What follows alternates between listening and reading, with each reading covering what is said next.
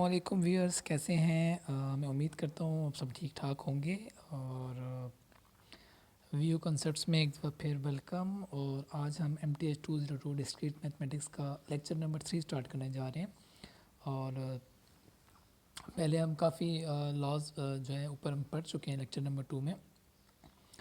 चलें अब हम इनकी जो इम्प्लीमेंटेशन है लॉज ऑफ लॉजिक की, वो देखते हैं। इन लॉज को हम यूज़ करते हुए जो है किसी भी स्टेटमेंट को जो है हम सिंप्लीफाई कर सकते हैं। तो चलिए स्टार्ट करते हैं। आपने जब भी कोई लॉ इम्प्लीमेंट करना है तो उसके सामने उसकी वजाहत भी दे देनी है। ये एग्ज़ाम्स पॉइंट ऑफ व्यू से काफ़ी इम्पोर्टेंट है और अच्छे आपके नंबर आ सकते हैं अगर आप इनको याद रखते हुए इनको यहाँ कमिट कर देंगे। तो सबसे पहले यहाँ है P और negation, small bracket negation P and Q। इसे सॉल्व करते हैं। यहाँ पे देखें, पहले स्टेप में इस जगह पे आप देखें तो डी मॉर्गन्स का लॉ यूज़ हुआ है। ये जो निगेशन है ये वाला, ये अंदर निगेशन P पे इम्प्लीमेंट हुआ, यहाँ पे अंदर आया। और जो यहाँ पे एंड है ये एंड हो जाएगा और अंदर जो Q था उसके साथ भी निगेशन आ जाएगा। यहाँ तक क्लियर है। सेकंड स्टेप में यहाँ पे जो लॉ यूज़ हो रहा है वो डबल नेगेशन लॉ यूज़ हो रहा है। मैं यहाँ पे ऊपर लिख भी देता हूँ, ये डबल नेगेशन लॉ। तो ये किसके बराबर आ जाएगा? P के बराबर आ जाएगा। ये इसको यहाँ पे इन्होंने P लिख दिया। अब यहाँ देखें, एसोसिएशन जो लॉ हमने यूज़ किया है वो सिर्फ हमने इसलिए यूज़ किया है ताकि हम आइडेम्पोटेंट लॉ को इस्तेमाल कर सकें। आइडेम्पोटेंट लॉ है ना, P और P is equal to P।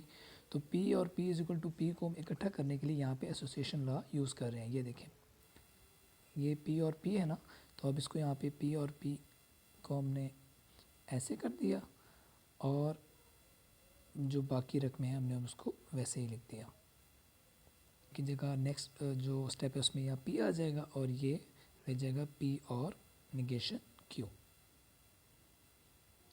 तो यहाँ पे नेक्स्ट स्टेप में ये आइडेम्पोटेंट लॉ यूज़ हो गया और P की जगह P लिख दिया गया है। और ये जो अब स्टेटमेंट ये जो आई है फाइनल हमारे पास, ये सिंप्लीफाई स्टेटमेंट है। तो ऐसे सिंप्लीफाई करना है, सिंपल है बहुत, बस आपने लॉस को जो है ना याद रखना है।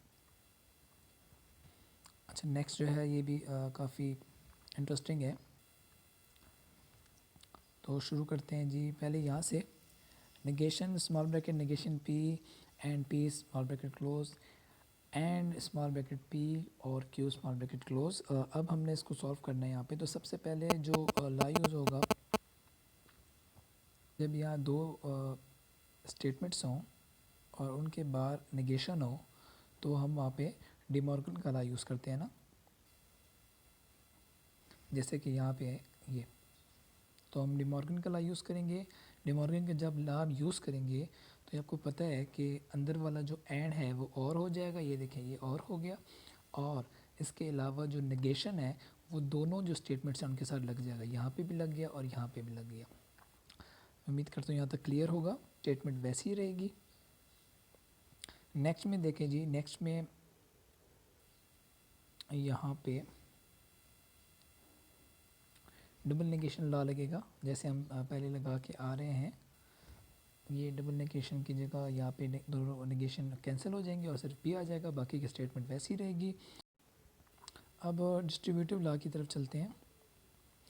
यहाँ पे जो डिस्ट्रीब्यूटिव लॉ है वो इम्प्लीमेंट हो रहा है लेकिन रिवर्सल ऑर्डर में। अब रिवर्सल में कैसे है मैं आपको समझाता हूँ। यहाँ पे यही कि मैं जो है रकम वो देखता हूँ, यानी P और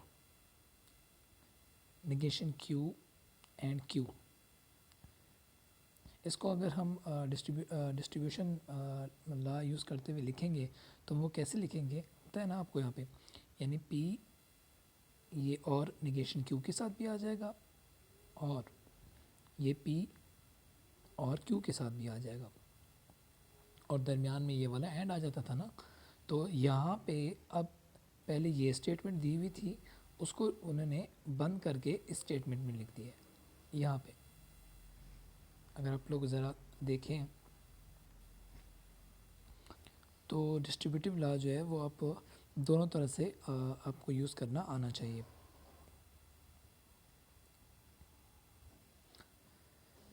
नेक्स्ट है यहाँ पे निगेशन लॉ यूज़ हो रहा है। निगेशन लॉ आपको याद होना चाहिए। निगेशन लॉ, चलिए मैं आपको यहाँ पे कंफर्म कर देता हूँ। जैसे निगेशन क्यू है, निगेशन फॉल्स होता है ना, फॉल्स एंड और क्यू ट्रू। तो फॉल्स एंड ट्रू का एंड जब लेंगे तो ट्रू आएगा ना। तो निगेशन क्यू है तो निगेशन क्यू फॉल्स है ना, फॉल्स एंड और क्यू ट्रू होगा। तो फॉल्स एंड ट्रू का जब एंड लेंगे तो फॉल्स आएगा ना। और फॉल्स क्या होती है? कॉन्ट्रडिक्शन होती है। यहाँ पे देखें कॉन्ट्रडिक्शन है ना। तो किसी भी स्टेटमेंट का अगर निगेशन है और वो स्टेटमेंट खुद है और उसका हम एंड लें तो वो कॉन्ट्रडिक्शन ही आती है। नेक्स्ट है ये देखिए, इसमें आइडेंटिटी लग गया। आइडेंटिटी लॉ इसको भी देख लेते हैं। यहाँ पे देखिए पी है और सी है। तो पी और सी, तो यहाँ पे ये पी ही आएगा। इसकी एग्जांपल लेते हैं कि पी की वैल्यू अगर ट्रू है और हम उसका और लेते हैं कॉन्ट्रडिक्शन। कॉन्ट्रडिक्शन क्या होती है? फॉल्स होती है। तो ट्रू और फॉल्स का और लिया जाए तो क्या आता है? ट्रू आता है ना। तो यही वैल्यू आ गई सेम जैसे यहाँ पे आई है होगी। और इसको अच्छे से प्रैक्टिस कर लें। सिंप्लीफाई करना ऐसे ये है कि कंसेप्ट आपके जो है वो मजबूत होते जाते हैं और आगे भी आपके लिए आसानी होगी। अच्छा, चलें जी, नेक्स्ट है सिंप्लीफाइंग अ स्टेटमेंट। तो इसमें आपको ये एग्जांपल दी हुई है, इसको देख लीजिए। तो यहाँ पे जो स्टेटमेंट है, you will get an A if you are hard working. If you are hard working and the sun shines or you are hard working and it rains. ये हार्ड वर्किंग रिपीट हो गया ना, तो उसको दोबारा underline नहीं करते। तो चलें अब हम यहाँ पे यू आर हार्ड वर्किंग को पी लेट कर रहे हैं, सन शाइन्स को क्यू लेट कर रहे हैं और इट रेन्स को आर लेट कर रहे हैं। अब ज़रा स्टेटमेंट को हम दोबारा पढ़ते हैं। If you will get an A, if you will get an A if you are hard working.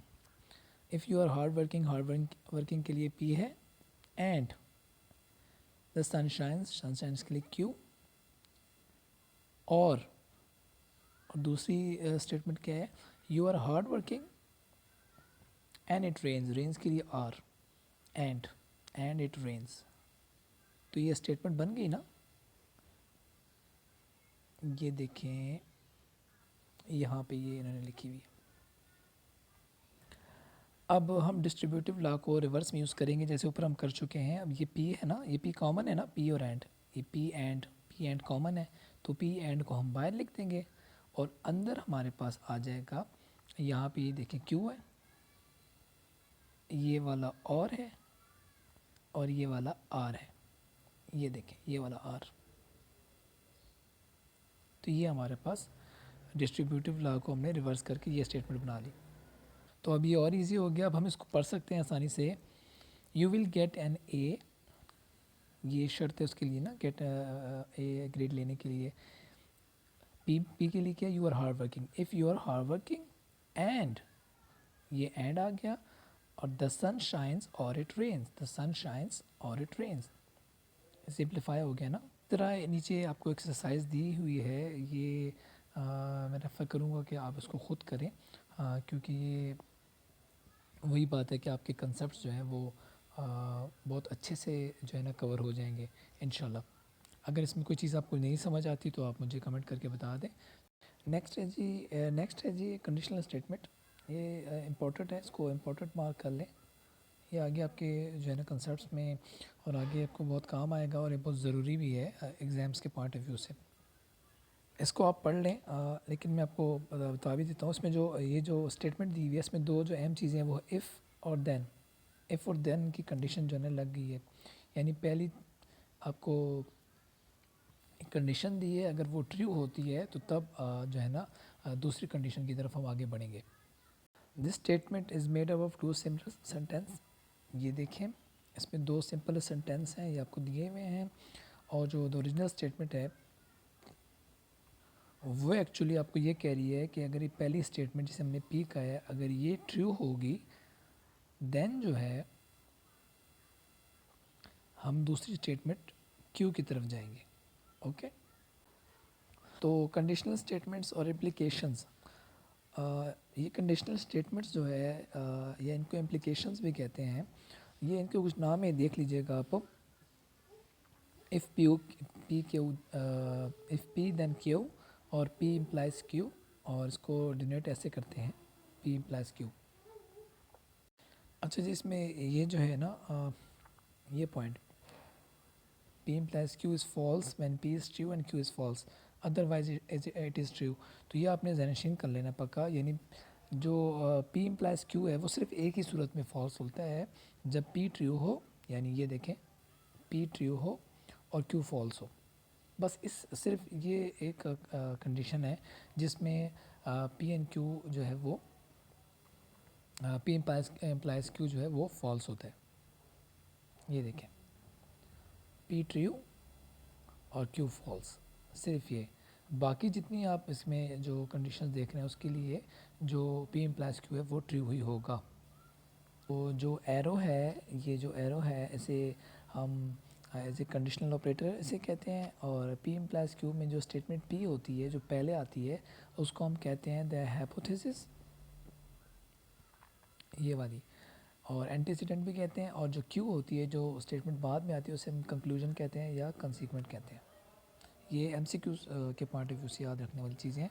Table में इसके जी सिर्फ एक ही रो है जो फॉल्स होती है, जिसमें पहली वैल्यू ट्रू है और दूसरी वैल्यू फॉल्स है, और रिजल्ट इसका फॉल्स है। बस ये ज़हन कर लें, बाकी जो इस ट्रुथ टेबल की जो बाकी तीन वैल्यू हैं वो ट्रू रहती हैं। अच्छा जी, इसकी एग्जांपल्स यहाँ पे नीचे हैं, प्रैक्टिस हम कर लेते हैं इसको, बहुत सिंपल सी हैं। सबसे पहले आपको जैसे बताया है कि पहली वैल्यू जो है उसका ट्रू होना बहुत ज़रूरी है किसी भी एग्जांपल को फॉल्स कंसिडर करने के लिए। तो पहली में देखिए इफ़ 1 इज इक्वल टू 1 है, पहली ट्रू है, तो हम आगे चलते हैं। देन 3 इज इक्वल टू 3, ये भी ट्रू है, तो ये पूरी जो कंडीशनल स्टेटमेंट है ये ट्रू होगी क्योंकि ये ट्रू है। दूसरी में देखें, दूसरी में इफ़ वन इक्वल टू 1, ये भी ट्रू है, तो अब हम आगे चलेंगे। देन 2 इज इक्वल टू 3, ये फॉल्स है, तो पहली ठीक हो और दूसरी फॉल्स हो तो वो फॉल्स होती है। तीसरी में देखें इफ़ 1 इज इक्वल टू 0, ये फॉल्स है ना, पहली फॉल्स आ गया, ये देखें इसमें पहली फॉल्स होगा तो उसकी जो ट्रुथ वैल्यू वो ट्रू होगी, तो जो पहली फॉल्स हो जाए तो आगे जाने की ज़रूरत नहीं है, ये ट्रू है। इफ़ 1 इज इक्वल टू 2, ये भी ट्रू है। आगे देखिए 1 इज इक्वल टू 1, ये ट्रू है। देन 1 इज इक्वल टू 2, अब ये ज़रा समझने वाली बात है। अब इसमें जो दूसरी है, ये जो स्टेटमेंट है ये एक कंपाउंड स्टेटमेंट है, इसका रिजल्ट हम निकालेंगे तो वो क्या आएगा हम देखेंगे। पहली ट्रू है ना, तो दूसरी में देखेंगे पहली जो स्टेटमेंट है 1 is equal to 2, 1 is equal to 2, ये फॉल्स है। एंड अब उसका एंड लेंगे, सॉरी ये देखिए इसका एंड लेंगे और ये आएगा 2 इज इक्वल टू 3, तो ये भी फॉल्स है। तो फॉल्स और फॉल्स का जब हम एंड लेते हैं तो वो क्या आता है, फॉल्स आता है। तो पहली ट्रू है और दूसरी फॉल्स है, तो ये फॉल्स हो जाएगी। तीसरी में देखिए जी, यहाँ पे इफ़ 1 इज इक्वल टू 3, तो ये पहली फॉल्स हो गई है ना, तो दूसरी स्टेटमेंट की तरफ हम जाएंगे नहीं, तो ये ट्रू हो जाएगी। क्लियर है जी। नेक्स्ट चलते हैं जी, ये देख लीजिएगा जी, ये भी हमसे क्यूज़ के पॉइंट ऑफ व्यू से इंपॉर्टेंट है। Alternative ways of expressing implications, तो इसके बहुत से नाम हैं, काफ़ी हम ऊपर पढ़ भी चुके हैं, और बाकी आप ये सारे देख लें। इनको ऐसे भी हम लिख सकते हैं और ऐसे भी आप इसको कहीं ना कहीं फाइंड कर सकते हैं, ये देख लीजिएगा काइंडली।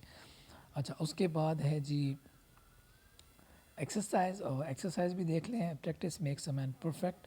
ये एक्सरसाइज में आपकी तरफ ज़्यादातर इसलिए छोड़ देता हूँ ताकि आप ज़रा उसको ख़ुद जब चेक करें तो आपके कंसेप्ट जो है वो अच्छे से क्लियर हो। अच्छा जी, translating English sentence to symbol, इसमें आपको पहले जैसे हमने किए वैसे ही हैं, ये आपको उन्होंने 3 जो सेंटेंस है वो लेट करवा दिए हैं। अब वो आपको यहाँ पे सेंटेंस में एक कंडीशन दे रहा है तो उसको आपने सिंबल में लिखना है। To get an A in this class, यानी ये रिज़ल्ट है ना, to get an A in this class, ये देखें you get an A in this class, तो ये रिज़ल्ट है। तो उसके लिए क्या ज़रूरी है, it is necessary for you to get an A on the final. तो पहली जो कंडीशन है वो ए लेना है हमने फाइनल एग्ज़ाम में, तो तब हम क्लास में ए आ सकते हैं, ए हासिल कर सकते हैं। तो ये पहले पी आएगा, ये है आपकी कंडीशन, और नंबर 2 ये आपका कंक्लूजन है। अगर आप ये देख लीजिएगा, इसी तरह आगे translating symbolic proposition to English है, वैसे ही है जैसे पहले किया था। इसमें ये आपको लेट करवा दिए इन्होंने, इसमें देख लें P is equal to you have to flu, Q है you miss the final exam, R है यू पास द कोर्स। अब आपको ये एक सिंबॉलिक एक्सप्रेशन दे देगा, उसको आपने सेंटेंस में कन्वर्ट करना है। तो ये P है ना, तो P का क्या है, इफ़ लगा देना हमने शुरू में, if you have the flu, और देन हमने देन लगाना है, और उसके बाद हमने Q क्या है जी, you miss the final exam. If you have flu then you will miss the final exam. Easy है जी, उम्मीद है आप कर लेंगे आगे इसको इंशाल्लाह। की of operations for logical connectives, logical connectives हमने पढ़े थे, आपको याद होंगे, नेगेशन एंड कंजक्शन भी कहते हैं इसे, डिसजंक्शन यानी और ये जो हमने अभी पढ़ा है ये कंडीशनल है, ठीक है जी। हमने बनाना है, बाकी सारा वैसे ही है, सिर्फ हमने एक चीज़ का ख्याल रखना है, जब हम कंडीशनल की बात करेंगे ना, कंडीशनल लॉजिक कनेक्टिव की, तो उस वक्त ज़रा हमें एक चीज़ जो है ना उसको एहतियात से जो है ना उसका कंपैरिजन करना है, और वो मैं आपको भी बता देता हूँ। तो चलिए जी, हम ये टेबल कंस्ट्रक्ट है इसको देख लेते हैं, ये इस स्टेटमेंट के लिए कंस्ट्रक्ट है। तो स्टेटमेंट है जी, P और negation Q implies negation P। तो 4 इसके जो है ना इसकी रोज़ आएंगी, तो पहले हम P और Q को हम लिख लेते हैं यहाँ पे, ये आपको आता है। उसके बाद नेगेशन Q ले लेना है हमने, और नेगेशन P ले लेना है, क्योंकि हमने इनको यूज़ करना है ना इसके अंदर, तो ये हमने ले लेना है। अब जो हमारे स्टेटमेंट जो कंडीशनल स्टेटमेंट है, उसका जो पहला पार्ट है, जो हमारी कंडीशन है, ये एरो से पहले कंडीशन होती है ना, उसके बाद कंक्लूजन होता है। तो हम कंडीशन को देखते हैं। कंडीशन एज सिंपल है, जैसे आप पहले करते थे वैसे ही है, इसको हम देख लेते हैं। यहाँ पे जी आपने P का कॉलम ले लेना है, और नेगेशन Q का कॉलम ले लेना है, ये मैंने मार्क कर दिए हैं, और इन दोनों का हमने लेना है। और में आपको पता है कि जब दो वैल्यू फॉल्स होती हैं, दो वैल्यू फॉल्स हैं, तो उसका आंसर फॉल्स आता है। तो हम पहले फॉल्स को ढूंढेंगे, तो ये थर्ड रो में मिल गया, दोनों वैल्यू फॉल्स हैं, तो हमारे पास यहाँ पे आंसर फॉल्स आ गया। ये हमारी जो है ना P और नेगेशन Q का कॉलम है, ये वाला, ये भी मैं मार्क कर देता हूँ आपके लिए आसानी के लिए। आई होप यहाँ तक आपको समझ आ गई होगी। बाकी जितनी भी फील्ड्स होंगी, रोज़ होंगी, वैल्यूज़ होंगी, उनको हम ट्रू मार्क कर देंगे। ये देखिए यहाँ पे ट्रू। यहाँ तक क्लियर है जी। अच्छा, मुझे ये इरेज करना पड़ेगा आपको नेक्स्ट स्टेप समझाने के लिए, जो बहुत ज़रूरी है। उसमें हमने पहली कंडीशन जो है ये वाली P और नेगेशन Q, ये हम कंप्लीट कर चुके हैं ना। ये देखें, ये हमारे पास इसकी वैल्यूज़ आ गई, इसका टेबल आ गया हमारे पास। अब हमने जो ये कंडीशन है अप्लाई करनी है नेगेशन P पे। अच्छा, ये ज़रूरी है, देखें इसमें आपको पता है, अभी ऊपर हम पढ़ के आ रहे हैं कि जब P कंडीशन Q होती है ना, तो हम पहले हमें पता है कि उसकी वैल्यू तभी फॉल्स होगी जब पहली वैल्यू P जो है वो ट्रू हो, और दूसरी वैल्यू जो Q है वो फॉल्स हो। तो ये सिर्फ इसी सूरत में फॉल्स होगी, अदरवाइज जो है ये ट्रू होगी। लेकिन इसमें इंपॉर्टेंट बात जो देखने वाली है वो ये है कि पहले हमने P के लिए देखना है। तो यहाँ पे हमारे पास P जो है वो ये है, P और नेगेशन Q। तो पहले हम इसको देखेंगे, और देन हम जो है देखेंगे नेगेशन P को। तो नेगेशन P को यहाँ पे मैं मार्क कर देता हूँ, ये नेगेशन P को हमने सेकंड नंबर पे देखना है। ये रहा हमारे पास नेगेशन P, और अब हम उसका रिज़ल्ट निकालेंगे। चलिए करते हैं जी। सबसे पहले जो वैल्यू है इसकी हम देखेंगे ट्रू, और दूसरी की, ये पहली ट्रू हो गई और दूसरी फॉल्स है ना, तो पहली ट्रू और दूसरी फॉल्स हो तो वो फॉल्स होती है। यहाँ पे भी पहली ट्रू दूसरी फॉल्स है तो स्टेटमेंट फॉल्स। अब ये पहली फॉल्स हो गई है, ये देखिए ना, ये पहली फॉल्स है ना, ये वाली पहली फॉल्स है तो दूसरी को चेक करने की ज़रूरत ही नहीं है, ये ट्रू हो गई। यहाँ पे पहली ट्रू है, दूसरी भी ट्रू है तो ये भी ट्रू हो गई। अपने इस चीज़ का ख्याल रखना है कि जो पी कंडीशन इम्प्लाइज क्यू की सूरत में जब भी कोई स्टेटमेंट आप उसका कंपैरिजन करें, उसका ट्रूथ टेबल बनाएं, तो सबसे पहले अपनी जो पी स्टेटमेंट है उसको देखना है। हो सकता है कि वो कॉलम में, जैसे यहाँ पे पी स्टेटमेंट हमारे पास ये है ना 1, और ये सेकंड हमारे पास ये वाली है, तो पहले हम इसको देखेंगे और देन हम सेकंड जो हमारा कॉलम है उसको देखेंगे। तो इसमें आपने कंफ्यूज नहीं होना, ऐसा ना हो कि आप पहले इसको देख लें और देन इसको देखें, तो फिर रिज़ल्ट जो है वो बिल्कुल टोटली डिफरेंट आएगा। तो ये सही तरीका नहीं है। तो पहले आपने पी को देखना है, देन इम्प्लाइज क्यू को देखना है आपने। क्लियर है जी? आई होप सो यहाँ तक समझ आ गया होगा आपको। अब हम चलते हैं जी नेक्स्ट। जो है लाजमी बात है वो तो आपने ख़ुद ही करना है, तो ये आप ख़ुद से करें और आपके लिए अच्छा है, आपकी प्रैक्टिस हो जाएगी। कोई चीज़ समझ नहीं आती इसमें तो आप ज़रूर जो है ना वो मुझे कमेंट करके बता देंगे, ठीक है जी। नेक्स्ट है जनाब हमारे पास लॉजिक इक्विवेलेंस इन्वॉल्विंग इम्प्लीकेशन। यहाँ पे एक ट्रुथ टेबल है और ये ट्रुथ टेबल अगर आप इसमें इस पर गौर करें तो यहाँ पे जो पी इम्प्लाइज क्यू है वो इक्वल होता है negation Q implies negation P के। ये आपने इसको टेबल को देख लेना है और जब आप इसको करेंगे तो ये आपको इसकी समझ आ जाएगी। और यहाँ पे ये जो दो कॉलम है ये आइडेंटिकल है ना, तो ये इससे ज़ाहिर होता है कि दोनों एक दूसरे के इक्वल है। नेक्स्ट है इम्प्लीकेशन लॉ। इम्प्लीकेशन लॉ बहुत इम्पोर्टेंट है, ये भी आप मार्क कर लें, ये बहुत काम आएगा आगे भी आपके। जो आगे हम एग्जांपल्स करेंगे, आगे जो क्वेश्चंस करेंगे, जो आगे कंसेप्ट्स आ रहे हैं उसकी बेस है ये, तो उसे ज़रा आप और से समझ लीजिएगा। इसमें जो कंडीशन स्टेटमेंट है पी इम्प्लाइज क्यू, तो इस लॉ की ज़रूरत क्यों पेश आई? यानी अगर मैं आपसे ये पूछूं कि अगर पी इम्प्लाइज क्यू का नेगेशन लिया जाए तो आंसर क्या आएगा? तो यहाँ पे तो डी मॉर्गन्स लॉ जो अप्लाई नहीं हो सकता ना, क्योंकि यहाँ पे कंडीशनल जो है ना यहाँ पे ऑपरेटर है, तो इसे हम किस में कन्वर्ट करेंगे? चूँकि अगर यहाँ एंड होता तो उसे हम और कर देते, या अगर और होता तो हम उसे एंड कर देते। लेकिन यहाँ पे हमारे पास जो है इस कंडीशनल स्टेटमेंट के नेगेशन लेने की कोई जो है हमें कोई स्टेटमेंट समझ नहीं आ रही। तो इस वजह से इम्प्लीकेशन लॉ के ज़रिए हम पहले कंडीशनल स्टेटमेंट का देखेंगे कि वो किसके इक्विवेलेंट है।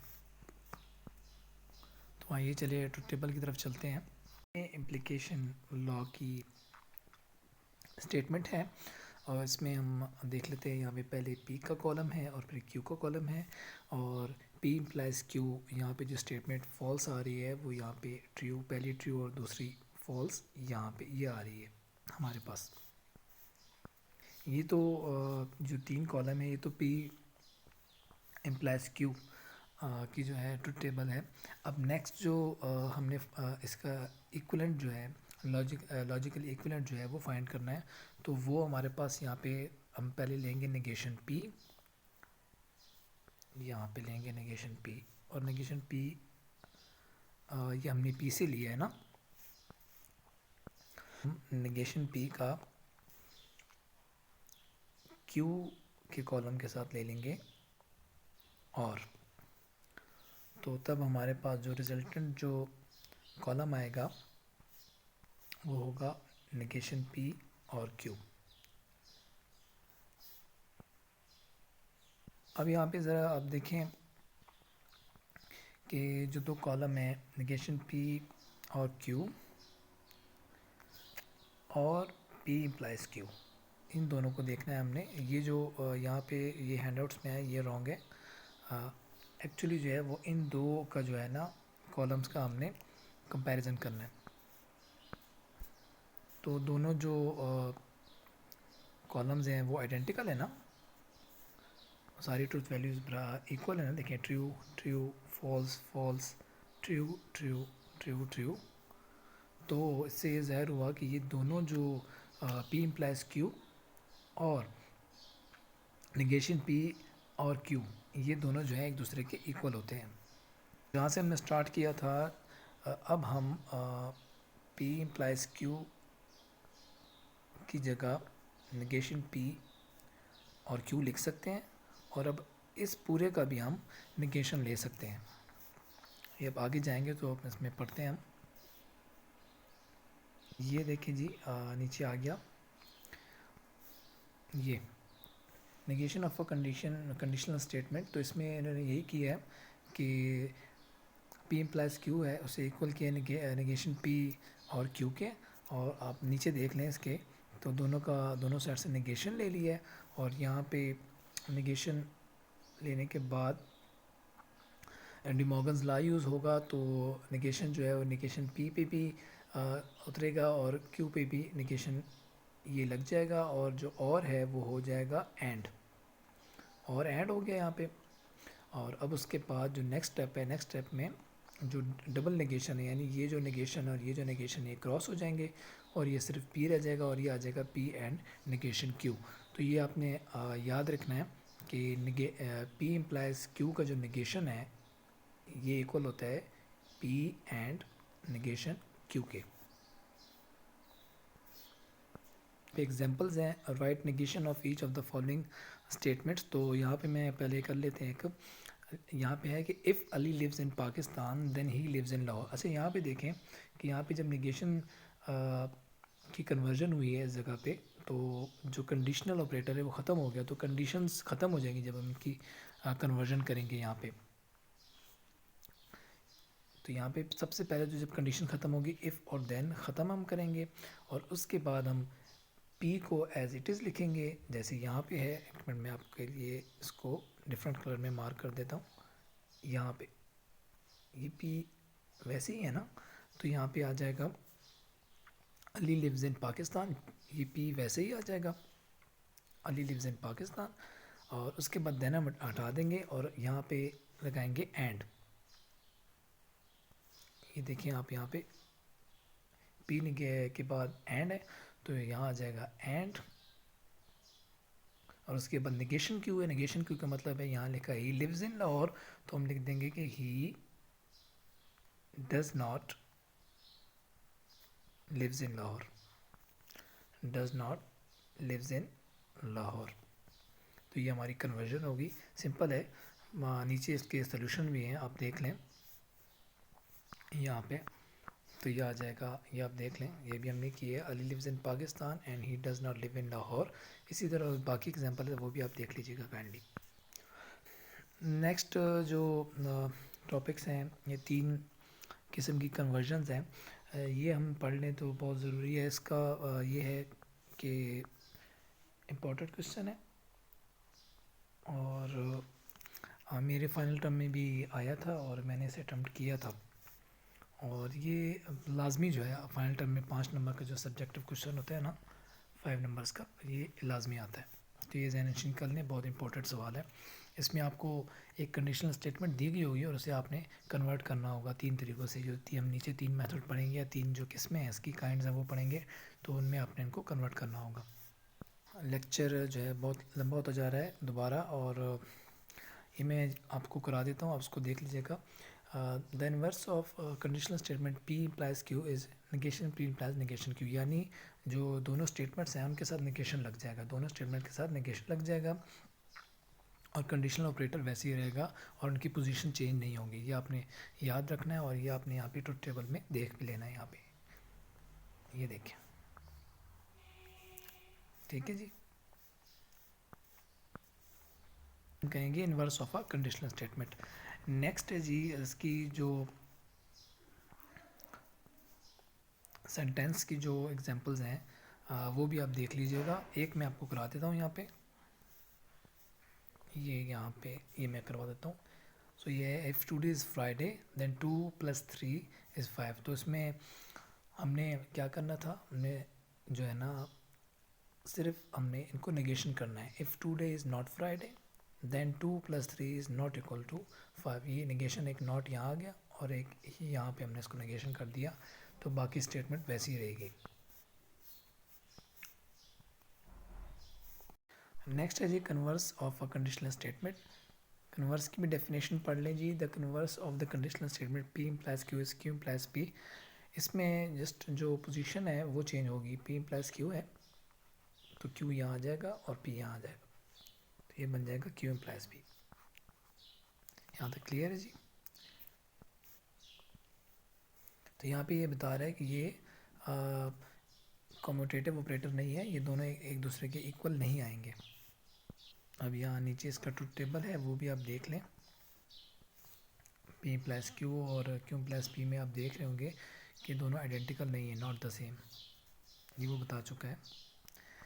नीचे इसकी राइटिंग कन्वर्स आ गया। तो राइटिंग कन्वर्स में जो सेंटेंस आपको उसने दिया है, if today is Friday then 2 + 3 = 5, तो ये 2 + 3 पहले आ जाएगा, 2 + 3 = 5 देन टुडे इज़ फ्राइडे आ जाएगा। ये कन्वर्स होगी, ठीक है, ये आपने याद रखना है कन्वर्स का मतलब।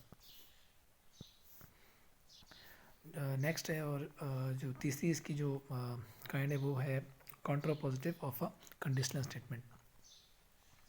कॉन्ट्रापोजिटिव में क्या होता है? कॉन्ट्रापोजिटिव में the contrapositive of the conditional statement P implies Q is negation Q implies negation P। यानी इसमें P implies Q है ना, तो पोजीशन भी इनकी चेंज होगी, Q implies P, और साथ में इनकी जो नेगेशन है वो भी लग जाएगी। यानी इनकी अगर जैसे कहते हैं ना प्लस है तो माइनस लगाते हैं, माइनस हो तो प्लस लगाते हैं, तो ये ऐसा ही है। तो अगर पोजीशन चेंज करने के बाद इनकी नेगेशन भी दोनों के साथ लग जाएंगे।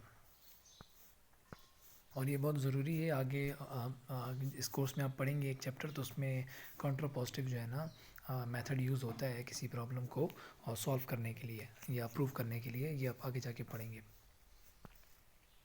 एग्जाम्पल जी, एग्जाम्पल है यहाँ पे। If today is Friday then 2 + 3 = 5, तो ये आ जाएगा 2 + 3 is not 5 then today is not Friday. तो ये कॉन्ट्रापोजिटिव हो गया, पोजीशन भी चेंज हो गई और नेगेशन भी लग गया। अच्छा, तो आज का हमारा लेक्चर क्लोज होता है, लेकिन एंड में ये एक्सरसाइज का क्वेश्चन दिया हुआ है, इस तरह के सवाल आ भी जाते हैं कभी कभी पेपर में, लॉन्ग क्वेश्चन में 5 नंबर के। तो इसमें ऐसा है कि आप एक ट्रुथ टेबल बनाना होगा। उससे पहले टेबल की मैं आपको जैसे हेडिंग्स दे देता हूँ, जैसे आपने बनाना है। इसमें आपके 2 वेरिएबल है, 4 लाइंस आएंगी, तो यह आ जाएगा P और Q, इसकी ट्रुथ वैल्यूज़ आ जाएंगी। उसके बाद आपने नेगेशन P ले लेना है और नेगेशन Q ले लेना है, और एट द एंड आपने जो चीज़ लेनी है वो है, यहाँ पे मैं लिख देता हूँ P implies Q, ये आपका 5th कॉलम आ गया, और आपका 6th कॉलम में यहाँ पे आ जाएगा negation Q implies negation P। तो ये जो P implies Q है 5th कॉलम और 6th कॉलम, ये आपने इनके ट्रुथ टेबल बना के इनकी ट्रुथ वैल्यूज जो है ना शो करानी होगी। तो इसी तरह दूसरा टेबल भी बनाना है, तो उसमें आपको नई चीज़ कुछ मिलेगी, उसमें आपने देखना है कि आया ये सेम है या नहीं है और इसमें क्या फ़र्क है। तो जो ऊपर हमने जो 3 जो मेथड पढ़े हैं ना, इन्वर्स, कन्वर्स और कॉन्ट्रापोजिटिव, तो ये एक्चुअली उसी की एक्सरसाइज है।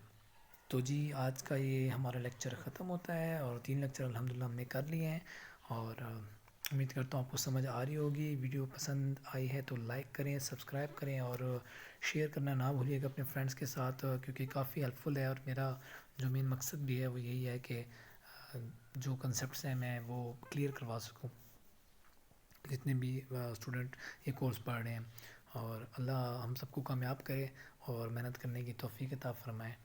तो नेक्स्ट लेक्चर तक के लिए अल्लाह हाफिज़, और अपना ख्याल रखिएगा और दुआ में याद रखिएगा।